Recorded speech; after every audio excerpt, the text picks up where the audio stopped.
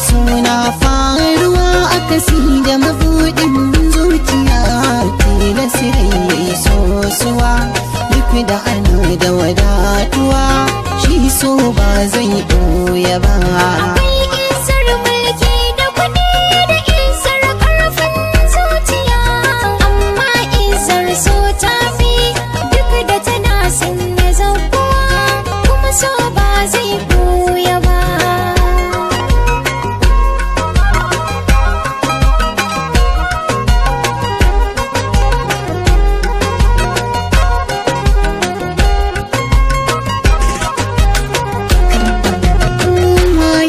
Cewa ya samu wani ba zai kuka ba, ita izar so duk kaiminta kuma ba ta buya ba.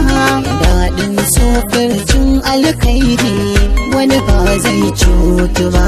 Mai so baya duban isa in ba shi zai ba, isa ba ta sanya biyayya in ba so za a yi ba.